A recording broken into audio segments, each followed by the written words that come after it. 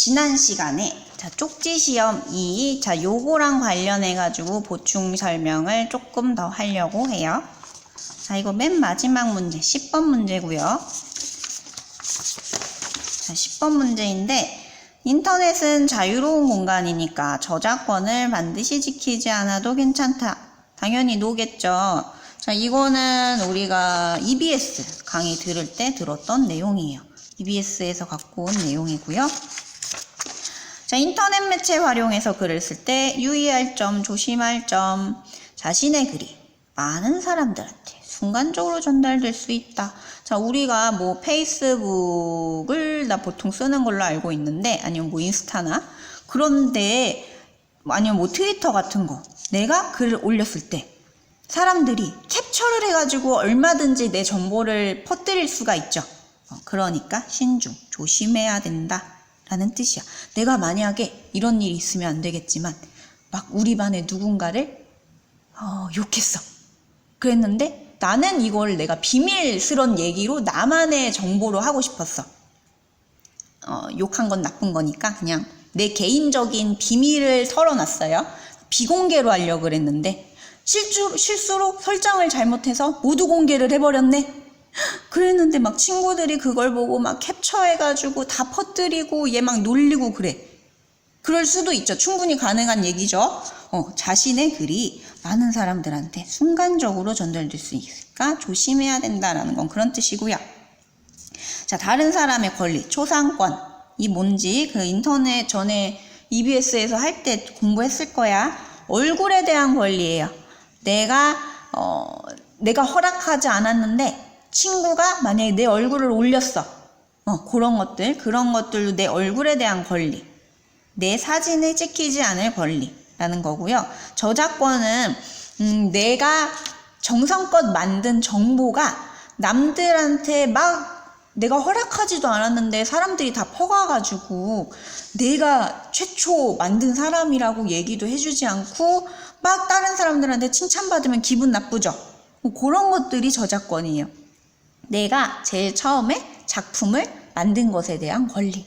그런 것들을 침해하지 않아야 된다라고 하니까 불펌하면 안 된다가 제일 저작권이랑 관련된 내용이에요.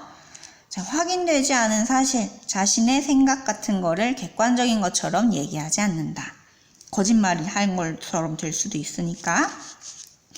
비속어, 욕하는 거, 유행어, 지나친 줄임말, 모욕감, 기분 나쁘다, 수치스럽다 이런 감정을 느낄 만한 건 없는지, 이렇게 여러 사람들한테 순간적으로 정보가 전달될 수 있으니까 내가 다른 사람들한테 피해를 줄 만한 건 없는지 고려하면서 언어 예절을 지킨다라고 되어 있던 거 지난번에 배웠었는데 잠깐 복습을 해봤어요. 그래서 요 내용을 굳이 복습한 거는 오늘 살펴볼 요 쪽지 시험 1이랑도 관련이 깊기 때문이에요. 여기 이 쪽지 시험 1은 지난 시간에 우리가 동영상으로 그거 교과서를 살펴봤던 내용이랑도 거의 설명이랑 일치하고요. 요 쪽지 시험 2 지난 시간에 요거 했었던 거 이 내용의 설명이랑도 거의 일치해요. 한번 복습해 볼까?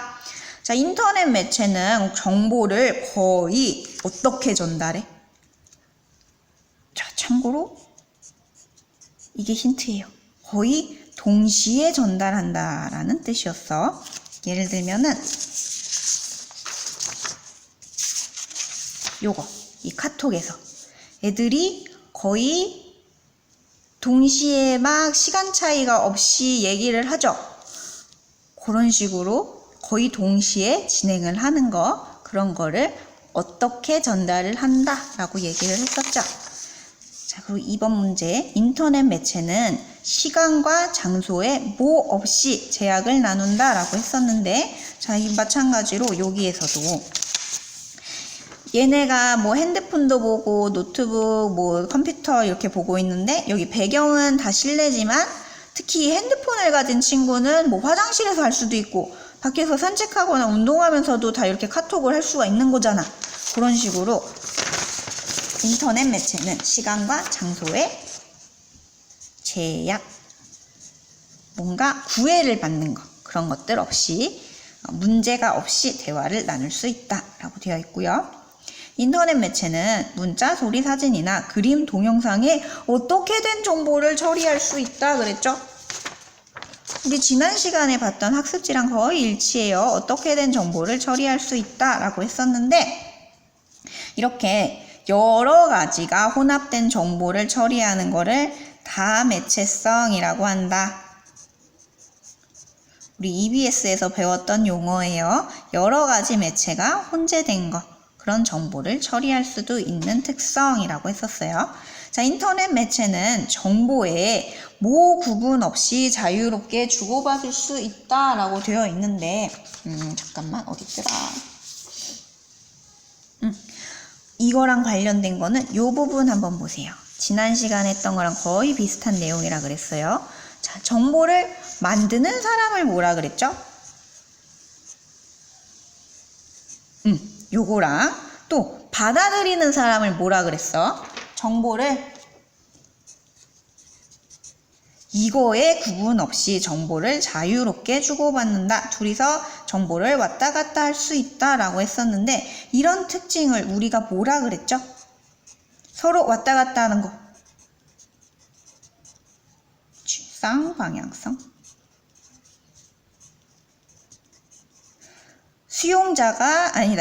생산자가 수용자한테 정보를 줄 수도 있고 수용자가 생산자한테 정보를 줄 수도 있고 제일 대표적인 예가 여기 있었죠. 여기 댓글을 달아가지고 글을 작성했던 내용을 수정하게 되는 이 과정, 그런 과정들을 생각하면 될 것 같아요. 자, 인터넷 매체는 정보가 뭐처럼 연결되어 있어서 순서에 상관없다 그랬죠? 자, 요거랑 제일 관련이 있던 게 하이퍼링크 클릭하면 넘어가는 거. 여기 이 내용. 자, 여기에서 요 하이퍼링크 꽁 클릭하면은 창이 열리면서 다른 링크로 연결이 되는 것들을 이렇게 얘기를 한다 그랬죠. 참고로 한국어로는 뽕뽕뽕 이라고 한다 그랬고 영어로는 네트 워크 요게 힌트예요. 요 네트 지난 시간에 봤던 요 학습지에 보면은 나와 있어요. 지난 시간 여기 부분을. 자, 문자 메시지는 주로 긴 내용을 자세하게 전달할 때 효과적이다라고 했었는데 지금 여기 어디 갔냐? 자, 지금 문자 메시지가 핸드폰으로 오는 내용이죠.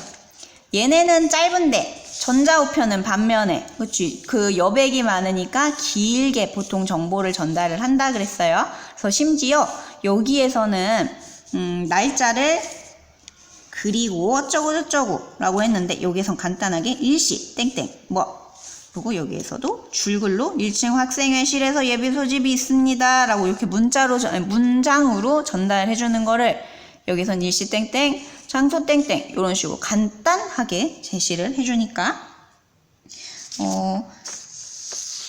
문자 메시지는 주로 긴 내용을 짧게 전달할 때 효과적이겠죠. 그리고 길게 전달하려고 싶으면 뭘 전달해야 돼요? 그렇죠? 길게 전달하고 싶으면 정보를 전자우편을 쓰는 게 더 낫겠죠. 그러면 여기엔 뭐라고 써야 될까요? 니들이 써보세요. 자, 온라인 대화는 직접 대면 얼굴을 보지 않고 문자를 중심으로 소통을 하기 때문에 그림말을 사용한다. 그림말, 우리가 보통 쓰는 말로 뭐라 그런다 그랬어? 이모티콘. 자, 감정 표현할 때 그림말을 쓴다라는 뜻인데 이게 맞나요? 니들이 풀어봐. 문자를 중심으로 소통하기 때문에 그림말을 사용하여 전달한다. 우리 지난 시간에 풀었던 내용이랑 거의 비슷해요. 다시 한번 볼까 그래도? 자, 감정 표현을 표현할 때 이모티콘, 그림말을 많이 쓴다 라고 했었어요. 자, 얘는 무슨 느낌 같아? 짜잔 하는 거 보니까 신난 거, 손 V 하는 거. 자, 상호야 더럽 하는 거. 여기 얘가 껴안으려고 손 벌리고 있네요. 자, 인터넷 매체를 활용해서 글을 쓸 때는 매체의 특성, 글을 쓰는 목적, 수신자와의 관계 등을 고려해야 된다 라고 했는데 우리 아까 봤던 그 EBS에서 요거 언어 예절 지킨다라고 했었죠. 다른 사람이 읽었을 때 모욕감을 느낄 만한 부분, 그러니까 다른 사람들, 수신자, 받아들이는 사람들의 관계도 생각해야 되고, 매체의 특성, 제일 대표적으로 아까 문자 메시지 아니면은 전자 우편, 얘네 두 개의 특성이랑도 구분을 할 수가 있고요. 그리고 글을 쓰는 목적, 내가 혼자서 비밀 공간에 쓰려는 건지 아니면 여러 사람들이랑 나누려는 건지, 그런 것들도 고려해야 되고, 하다못해 메신저로 우편으로 보낼 때 친구들끼리는 반말을 할 수가 있지만 선생님한테 숙제를 낼 때는 존댓말을 쓴다, 이런 것들까지도 같이 포함을 해서 요거 한번 풀어보세요. 인터넷 매체에서 글을 쓸 때는 어법에 맞지 않는 말, 줄임말, 신조어 등을 최대한 많이 쓰는 게 좋다라고 했는데, 우리가 만약에 인터넷은 우리 너네 또래만 써요? 나도 쓰고, 아니면 나보다 더 나이 많은 사람도 쓰고, 요즘엔 보니까 막 80대, 70대 이런 할아버지, 할머니들도 많이 쓰던데, 근데 신조어를 너무 많이 쓰면, 새로 생긴 말들을 쓰면은 그 사람들과 내 소통이 잘 될까요? 그런 것들도 한번 생각해 보세요.